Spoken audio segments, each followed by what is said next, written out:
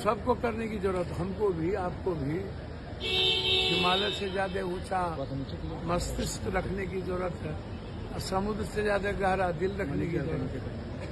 बात तो हुई। अब्दुल बारी सिद्दीकी कह रहे हैं कि सीएम फेस घोषित कर देना चाहिए। अब देखिए, अब्दुल भाई पार्टी के नेता हैं, वो बहुत कुछ समझते हैं, उसमें अपनी पार्टी के बारे में बोले।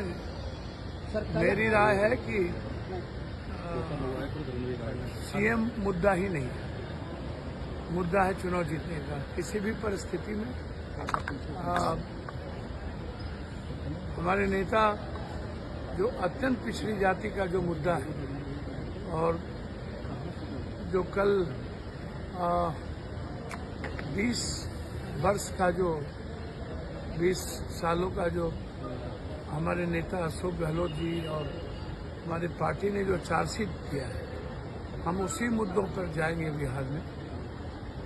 हम व्यक्ति के मुद्दों पर बिहार में नहीं जाएंगे। जितना तेजस्वी यादव ने बड़ी घोषणा की है, हर घर नौकरी। मैंने पहले ही कहा कि रोजगार हर घर हम लोग देंगे, रोजगार देंगे। हम लोग अत्यंत पिछड़े को आरक्षण में लाएंगे। हम लोग 50% निजी क्षेत्र में आरक्षण ठेकेदारी देंगे। नौकरी, सरकारी नौकरी का यहाँ मुद्दा ही नहीं है। सरकारी नौकरी तो खत्म कर दिया बीजेपी की सरकार ने, और सरकारी नौकरी का मैटर नहीं है। तेजस्वी जी का कहना था रोजगार हम देंगे, अब वो संदर्भ सरकारी नौकरी से नहीं। सर, पैसे बांटने के मामले में आपका FIR हुआ है सर? क्या हुआ? मुकदमा दर्ज किया गया है वैशाली में, आपने शायद पैसा बांटा है, उसको लेकर। एक बात बताइए, नीचे करने हम कैंडिडेट तो है नहीं और मेरी पार्टी भी नहीं है। 5-5 सीएम फेस हैं हाजीपुर से। नित्यानंद बाबू सीएम के उम्मीदवार हैं, चिराग भाई भी हमारे सीएम के उम्मीदवार हैं, कुशवाहा जी भी कहते हैं कि हम एक दिन सीएम के उम्मीदवार हैं, हमारे लीडर भी सीएम उम्मीदवार हैं।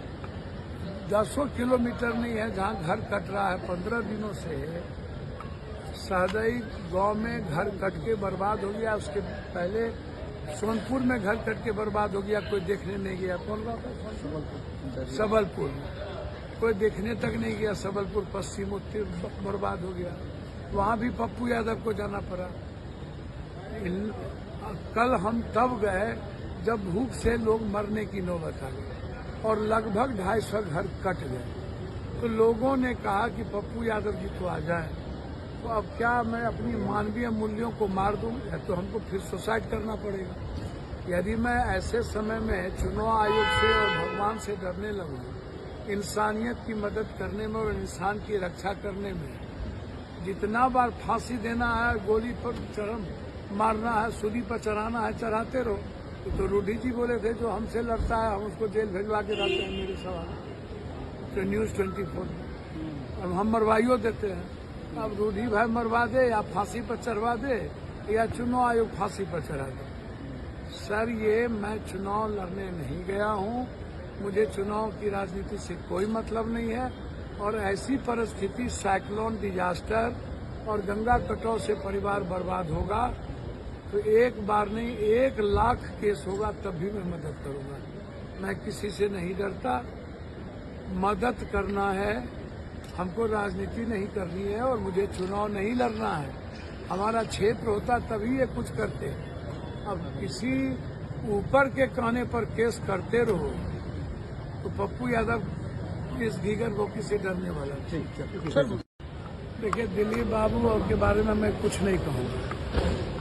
दिलीप बाबू, मंगल भाई, इन लोग से मैं पूछना चाहूँगा कि पीके ने आप लोगों पर बयान बंद क्यों कर दिया? क्या कुछ दिए क्या?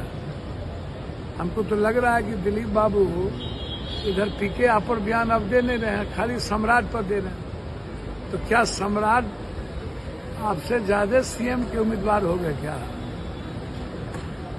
आप लोग तो जितने सीएम के उम्मीदवार बीजेपी में है सब सम्राट को पीके, भाई तो एजेंडा पीके का थोड़ी है। और मुझे लगता है कि दिलीप बाबू इन लोगों ने समझौता कर लिया, मंगल जी ने, लेन देन हो गई, माल का लेन देन हो गया और अब दिलीप बाबू, मंगल जी, अशोक जी पर बात नहीं होगी। आप इसको लिखें। सर, बड़ा आरोप लगा